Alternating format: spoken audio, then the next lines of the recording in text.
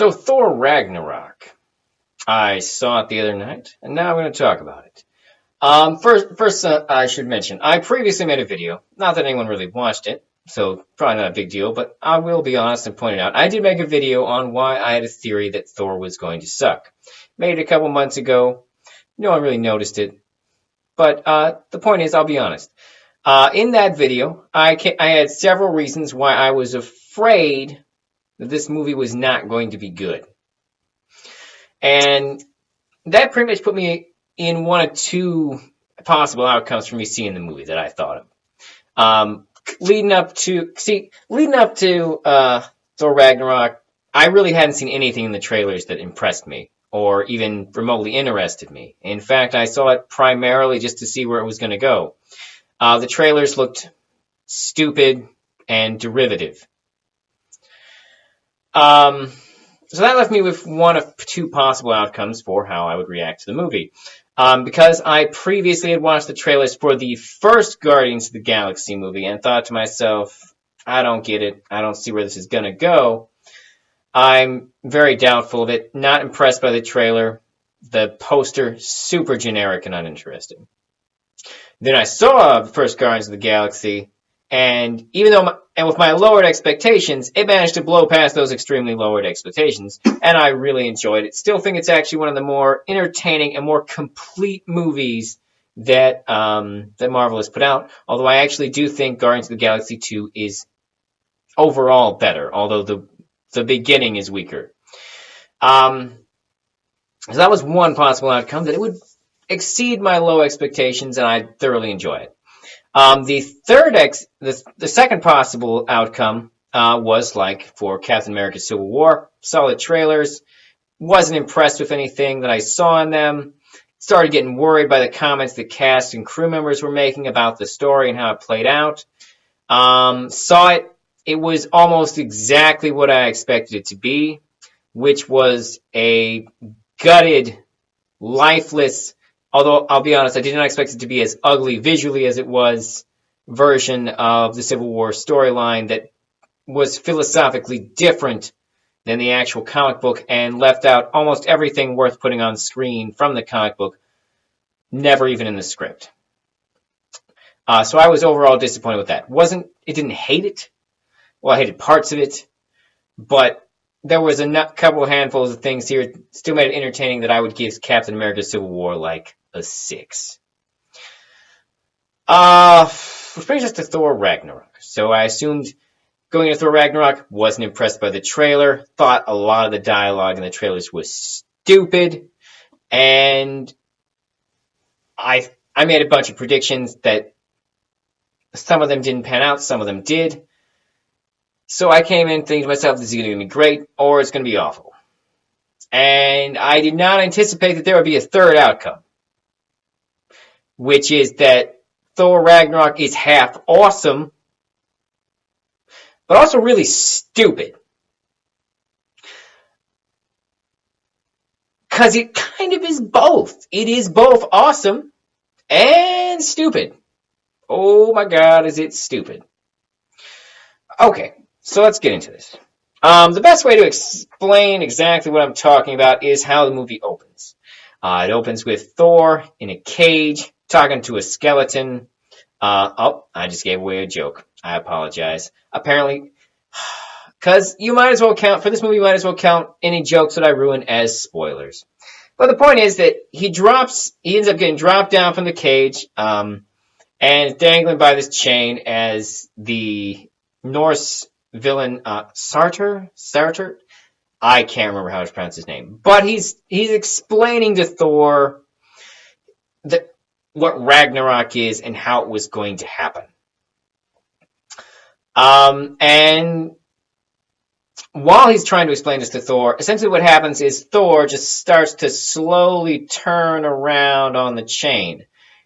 What follows is essentially comedy of the awkward, where they essentially have dialogue that is absurd. It's fairly stupid, ha ha ha ha, awkward, funny type stuff. A lot of Marvel movies generate their comedy from the fact that the heroes are smartasses. This movie generates the humor from the fact that Thor is a dumbass. And actually, most of the characters are, and a lot of the other characters are stupid too. So that's one of the key differences between the comedy of this movie and the comedies of other Marvel properties. This is going to sound a lot like I'm complaining about the movie, which is hard not to do because it's stupid. And I'm going to say that like at least 50 more times. Okay, so let's get this stuff out of the way. If you're a fan of Thor 1 and 2, I'm actually a big fan of Thor 1. I think it's very underrated as part of the MCU. Thor 2 I enjoyed, but I felt like they weakened it by cutting out most of the villain. It's always a mistake. Just Hollywood movie studios, let's just make this clear. Cutting out your villain to make room for something stupid is always stupid. Literally, the definition of the word antagonist is not bad guy. The definition of the word antagonist is second character. The second character to arrive at the drama of the story, meaning that your antagonist should be almost as important as your main character. And Hollywood, and especially Marvel, doesn't seem to get this. It's basic drama, motherfuckers. But anyways, so if you have any sort of real attachment to Thor 1 and 2, you might be pissed. For some reasons we will go into in the spoilers, but let's just say if you had built up any sort of liking for any of the supporting cast of Thor 1 and 2, most of them are gone. Or appear briefly just to die. And they don't get good deaths. They get lame deaths. Well, all but one of them gets a good death. All but one of them gets a lame death. So there's that. Only a small handful of people are held over from Thor 1 and 2 who aren't murdered. The tone, as you may have guessed, is dramatically different. Everything that Thor learned in the previous two movies might as well not have happened. As a character, his emotional growth has gone backwards. Now he's just sort of pretty and dumb, which actually is a great way to describe the movie. It's kind of like a really hot girl, or actually, you know what, we'll make it doesn't have to be a girl, really hot person, because this happens with men too. Really hot person who you're like, oh man, that person is hot. And then the second they start talking, you're like, oh shit. Because here's the thing. The action in this movie works. When Thor goes to town, he's fighting people, it's fucking cool. It's a cool action sequences pretty much throughout. Almost all the fight scenes are good. All the action is good. Well, almost all the action. I'll get into that in a bit. All the action is good. The comedy, while stupid, is consistently stupid. What do I mean by this? Is that tonally the comedy is pretty much the same throughout the whole movie. Which is actually better than some Marvel movies in terms of handling the comedy. I'm looking at you, Doctor Strange.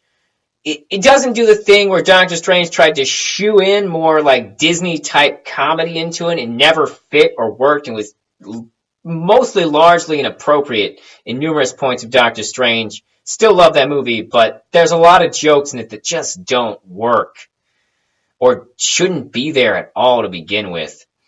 And it also doesn't do the thing that Guardians of the Galaxy 2, honestly a better movie than this, had some very lowbrow humor and some jokes that felt forced and unnecessary and felt like they were forced into the already funny movie. Thor Ragnarok doesn't have those moments because the consistency of the tone in the humor is pretty much the same throughout. Characters do and say dumb shit consistently. In fact, if I had to describe the dialogue, I would describe it as awkward hipster indie bullshit. The type of dialogue you'd expect in, say, like, No, I can't say Juno because those people, because they have taught, because it's like Slacker. It's a slacker comedy superhero movie. For lack of a better term, if someone started smoking pot in the middle of this movie, it wouldn't be terribly shocking. It'd be almost expected. In fact, if people were smoking pot in this movie, it would be like a stoner comedy. So the comedy is at least consistent. It's throughout, it's dumb, but it's there, and it doesn't do, it never feels forced. It always feels like it's part of that universe.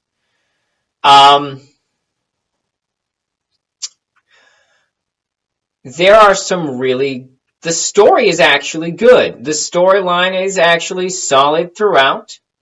The plot is actually well organized, and the third act, a lot of Marvel movies stumble at the third act. Thor Ragnarok does not. Thor Ragnarok's third act actually works. It's a functional third act, and that's a lot to ask from Marvel, who consistently drop the ball in the third act a lot. A lot. So the fact that it has a consistent 3 acts and it works throughout those acts is positive. It's just dumb. Some of the things that I would complain about that actually, the CGI is inconsistent. Like, at points it looks really good, but my best example I have of this is there's a part when the character Valkyrie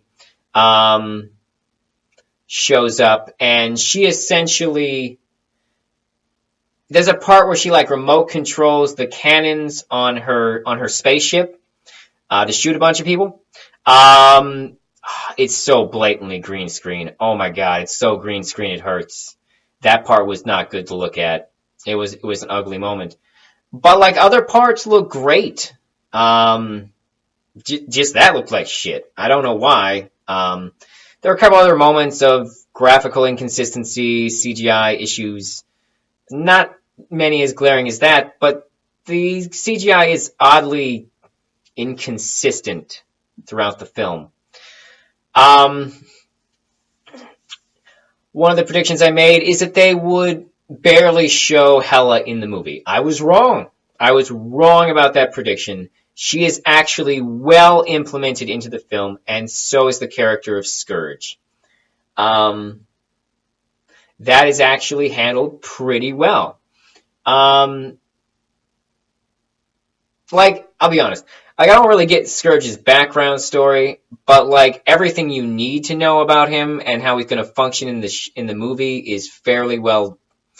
Like, he doesn't need a lot of explanation. You'll get what he's about. All right, let's talk about the Hulk. My favorite Marvel character is the Hulk. Marvel had been talking about how this was going to be the start of an arc for the Hulk through like 3 more movies, and they were going to do something really interesting with his character. Having seen the first part of that arc, I have no idea what they're planning to fucking do with that arc. So just straight up, a lot of my favorite moments are Thor and Hulk talking.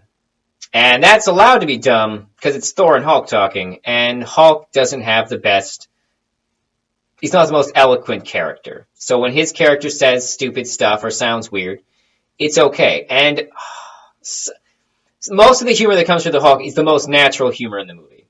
It's just like, he works really well. The CGI version of the Hulk. That being said, Mark Ruffalo, this is also the movie I've enjoyed Mark Ruffalo as Bruce Banner the most in any of the Marvel movies. He actually seems to be trying to imitate Edward Norton. Not necessarily Edward Norton's version of Bruce Banner, but like Edward Norton as an actor. His portrayal comes very much forward as more Edward Norton-y. And actually, it works pretty well. There is a hilarious bit in there where the fact that they find clothes to put on him that happen to be Tony Stark's, and Mark Ruffalo Bruce Banner keeps complaining about how tight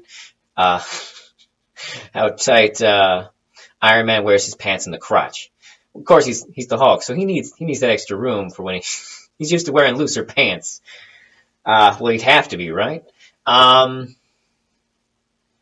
all that stuff is good. So the only thing I really predicted pretty well was that it's going to be stupid. And going up to the movie, I was really bothered in the trailer by the line, "my friend from work," which I'm going to be very clear is still a stupid line. And I still hate it out of context. That being said, all the dialogue is so dumb that it just sort of blends in with the rest of the dumb dialogue. And like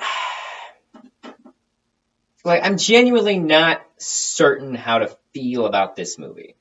Because parts of it are well done. In fact, some parts of it are better done than most Marvel movies. But it's so goddamn dumb. It's so dumb. Like the lines are so dumb. And like I don't know how to feel about the fact that their response to not knowing what to do with Thor is to just make him an idiot. Like he was growing and learning in the previous two movies and getting smarter. This movie completely throws that out of the window. Here's an example. Like that scene, the after credit scene from Doctor Strange. Incidentally, Marvel, this is getting super fucking lazy. Don't keep doing this. If you may remember, in Ant-Man and Doctor Strange, there was more than one after credit scene.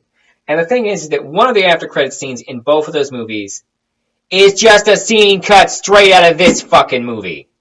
Like, one of the after credit scenes in Ant-Man was just a scene from Civil War, which had no business being in the after credits for Ant-Man anyways. Incidentally, Civil War nearly ruined Ant-Man. Just gonna say that. Back to Thor. The after credit scene of Doctor Strange, basically in the movie. There's just a longer version of that scene. There's a longer version of that scene in the movie. And, incidentally, Doctor Strange may be the smartest person in the movie. Or at least talks the smartest. That sequence features an exchange between Doctor Strange, and I'm semi-paraphrasing here, where Hulk just inquires as to Doctor Strange as to why he didn't just call him. And Doctor Strange is like, "Do you have a phone?" He's like, "Well, no, but you could have emailed me." And Doctor Strange is like, "Do you have a computer?" And Thor's response is, "Why would I need that?" Implying that he can reference email, but he's not actually smart enough to know that it's something you do on your computer. And it's just kind of like that the whole way through the movie. Thor's just kind of an idiot. Loki's kind of a coward. They're very base. Before I move into the spoilers, just real quick, Anthony Hopkins does a fantastic job. He's basically got he sort of has two parts in the movie, which we'll get into in spoilers, but he does a good job. Because, he's Anthony fucking Hopkins. Okay, I've been talking about this for a while. So there's the deal. Well made in numerous regards. Great action. Actually solid story. Cate Blanchett, there's a couple moments where her acting goes a little bit off the rails, but mostly she keeps it in line and it works really well. I have some more complaints I'll get to in spoilers. I'm struggling because I don't actually know what to rate this. And part of me is afraid that this movie's not going to age well or will age better than I expect. Because it's super weird. And I'm not weird in the way that I'm normally into, but I've never seen anything this awesome and this stupid at the same time. I mean, Dumb and Dumber's pretty stupid and funny, but I'm not sure I'd call it awesome. It's kind of the Dumb and Dumber version of superheroes. It just is. So I'm going to give it a 7. Because I did enjoy it. I did enjoy most of what I saw.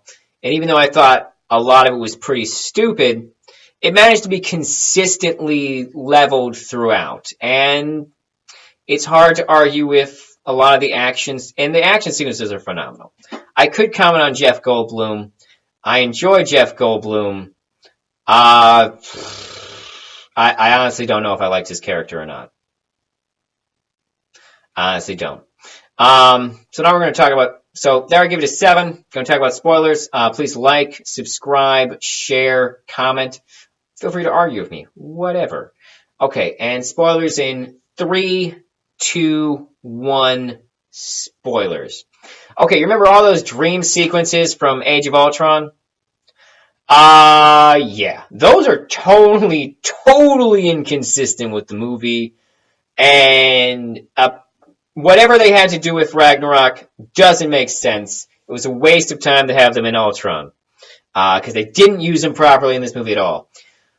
They kill off almost all the Asgardians. I'm mostly angry about Ray Stevenson as Volstagg dying. Because I don't even know if he gets out a complete sentence of dialogue before Hela just stabs him with like 3 knives. And they kill the guy, the fencing guy. I don't think I saw Lady Sif. I don't remember seeing her in the movie. I may have missed her. The only Asgardian who gets a decent death and who isn't just like totally wasted. Well, hold on. A couple of Asgardians get a good death. Anthony Hopkins gets a really good death. I'm not sure about the effect they chose to just show his death, but like the moment, like he carries that moment. His acting in that moment is very well done. Anthony Hopkins also does a good job pretending to be Loki, pretending to be Anthony Hopkins. Noticeably plays it differently.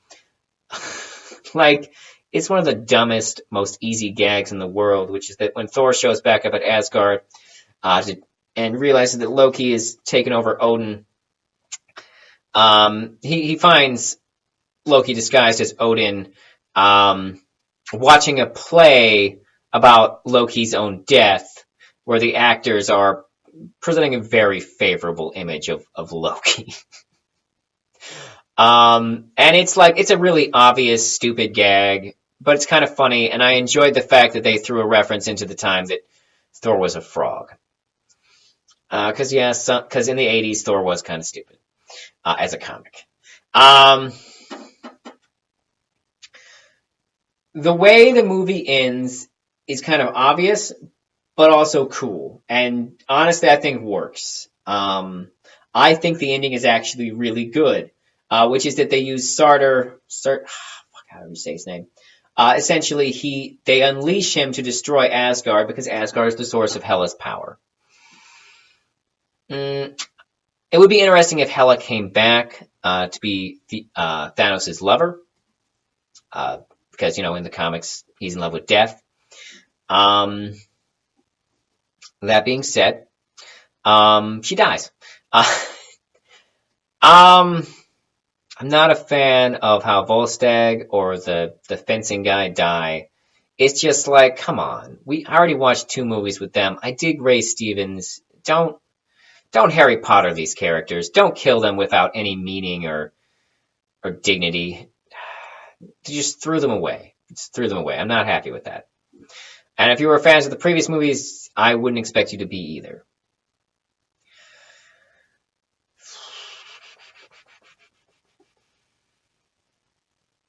There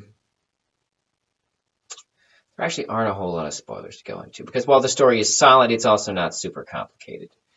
Just has it wraps itself up really nicely at the end.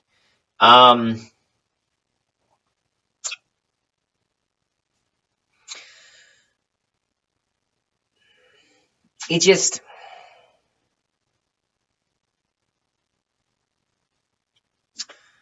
I don't know.